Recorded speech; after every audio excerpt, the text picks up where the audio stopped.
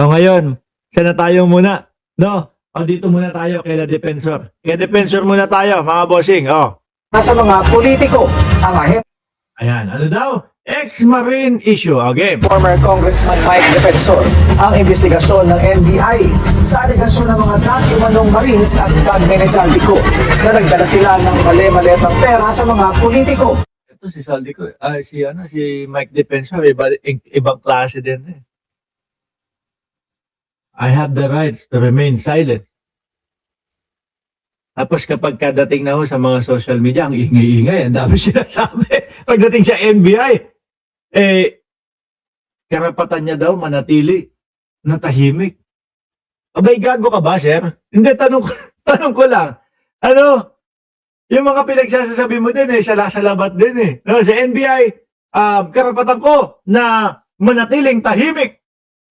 Pagdating sa social media, ingay-ingay. Magtatanong lang kami, abay gago ho ba kayo? Ang ahensya nagmumukha raw abogado ng mga akusado. Nice with accuser. Pero para kay Mike Defensor, hindi dapat ang dati umanong Marines ang iniimbestigahan. Yan na naman. Paulit-ulit, ano? Hindi dapat yung mga Marines ang tinatanong o iniimbestigahan. Sandali nga. Di ba may inaakusa kayo? Ano ang gusto nyo? Kapag kalapag, kapag kadating, kapag kabuka ng mga bunganga niya mga yan, papaniwalaan na agad. Dahil pwede yung ganun-ganun, defensor. Eto, pakinggan mo yung mga lawyer. Eto, si attorney Claire Castro. Pagkaganda-ganda ni attorney Claire Castro. Pag-iimbestiga, ang unahin muna, yung complainant, anong kwento mo? Di ba? Ganito yan, punta ka sa police station. Sir, magreklamo po ako. Sige. Upo tayo dito sa desk. Isusulat ko yung reklamo mo. Sabihin mo sa akin, yung reklamo mo. No? Aalamin lahat yan. Titingnan kung nagsasabi ka ng totoo. Titingnan kung naninira ka lang. Baka mamaya masama lang ang loob mo doon sa sinisiraan mo.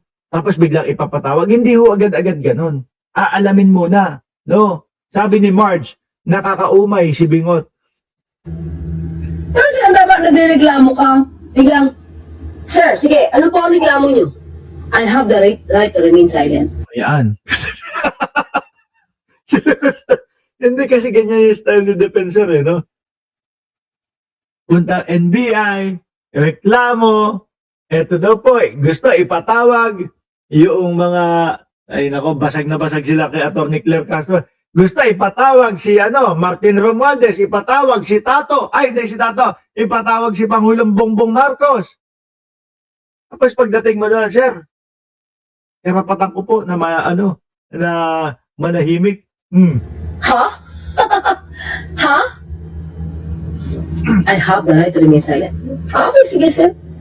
Paglabas ngayon, may media, doon nagkakalat ng kwento. Kasi ito si ganyan eh. Ito si ganyan eh. Ito si ganyan. Nakita niyo ho, mga kababayan? Yan ang estilo ni Defensor. Tama ba? Tama ba na ang ingay-ingay mo sa kalye?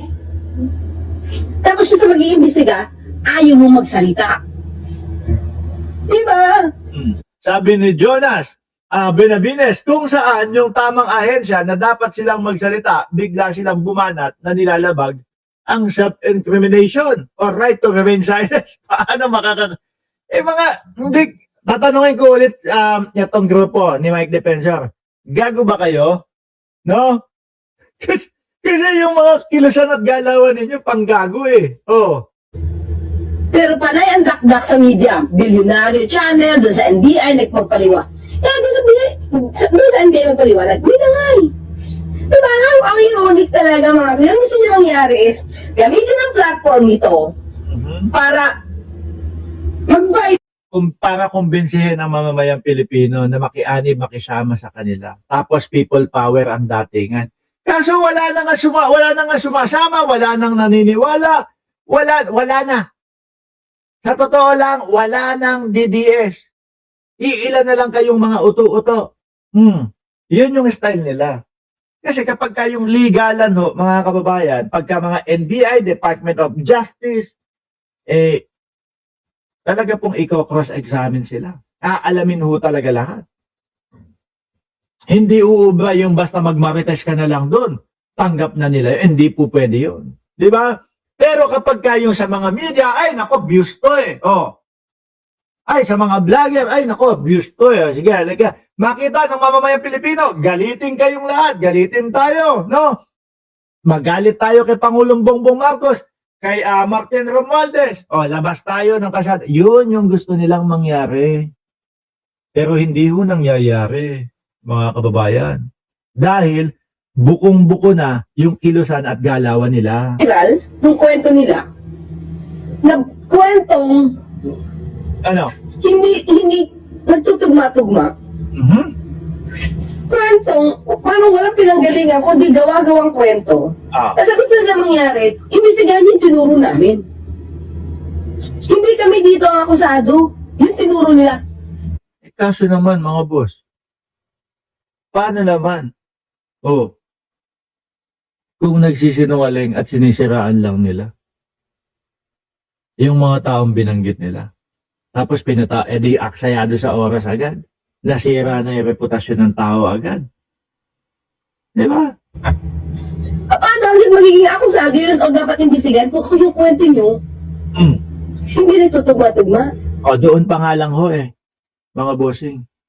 Di ba? Kung ang napapanood ng NBI doon sa kanilang mga sinasabi, diyan sa mga pa-interview at sa mga press ko nila, hindi tugma-tugma. Tingin nyo, basta na lang sasabihin, sige po, asan yung ipapile nyo? Akin na po, okay na po, sige na, tinatanggap na po agad-agad namin. Tingin nyo, ganun gagawin nila? Di parang uto-uto din ang NBI. Kita mo na doon sa mga pinagsasabi, kita mo na doon sa mga interview na ang gulo ng mga sinasabi, sila mismo naglalabo yung mga sinasabi nila Tapos ikaw, sige, tanggapin na natin. Hindi naman ho ganun ka-uto-uto. O hindi naman po ganun uto-uto ang NBI, mga bossing. Kaya di ba, pag pupunta ka sa polis, kahit nga pupunta ka sa abogado, kahit na sabihin mo ng sarili mo ng abogado, di ba, ikaw muna ang tatanungin ng abogado mo, anong nangyari? Yun. Actually, ganito yan. Kwento ko sa inyo. Siguro nakailan na ba ito? 4, 5, 6. Siguro may mga 6 na po na nagkaso tayo. Iisa lang din po ang abogado. Yan. At shout out kay Atty. Panela. Panela, hindi Panelo. Hindi ho ako kukuha ng Panelo ang apelido abogado. Panela ho yun. Ang kadalasang ginagawa niyan.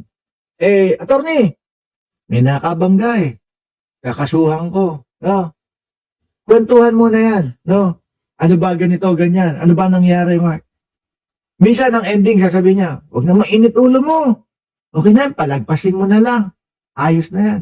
Sasabihin, masyadong mababaw yung ano natin, Mark. Yung magiging laban natin dyan. Hayaan mo na lang. Itulog mo na lang yan. Ganon. Mga kababayan, ganon yung mga matitinong mga lawyer po. Na kahit alam nila kapag ka nagsampa ng kaso, syempre acceptance fee, magkano? Mababa, 100,000. Yung mga hearing pa niyan, yung mga whatever pa niyan, lahat o yan. Kita ng lawyer yan. Pero yung isang matinong lawyer, mga kababayan, kahit alam niya, na trabaho to Pagka sinabi ko kay Mark Ramos na mahina ito, wala akong kikitain sa kanya. Hindi. Yung matitinong mga lawyer, aalamin lahat nila yan. May panalo ba to? May katutunghayan ba ito? O baka gumastos lang yung kliyente ko. Pero may kilala ko mga lawyer, kahit alam nila na malakas na yung talo nila, tatanggapin pa din nila yan. Tingin ko kayo din, meron kayong kilalang mga lawyer o mga abogado. Walang pakialam. Kahit alam na, natalo na. Kahit alam na, natalo na. Sige, tanggap na tanggap. Pera yan Di ba? Alam ko, may mga kilala kayong mga abogadong gano'n. Attorney Claire, tuloy niyo po. Sige, anong kaso pwede natin sa panito? Anong ginawa sa'yo? Paano? Sir, attorney, I want to file a case. Yes, sir. Okay, Mr. Defensor. What are the facts of your case? How did it happen? Tell me. Bigla sabihin ni Mike Defensor. Hindi ko kukuning abogado si Attorney Claire. Englishan. Baka maubusan tayo ng English kay Atty. Claire. Hindi, mga kababayan, no? Baka, Mark, how did it happen? Siyempre, kapag ka-English yung tanong, English din ang i-reply mo. Naku po, mahirapan, baka maubusan tayo ng ng dugo ng mga bossing, no? Baka ma-nosebleed tayo. Attorney, I want you to investigate these people, Hmm? but do not ask anything from me. I have the right to remain silent. Anak ng putik na yun. Ang gulo. Baka kotongan ka ng lawyer mo. Ano pagka gano'n? Investigahan mo to, pero parang ang hirap ng trabaho niya na. Gagawin mo kami manghuhula diyan sa kasong gusto mo, di ba? Kaya yung lalo na yung sinasabi ng mga NBI po, mga kababayan, na iisa-isahin sila. Normal po yun. Napaka-normal ho nun, mga boss chief amo, sir. Pinagmumukha lang ho na hindi normal ng kampo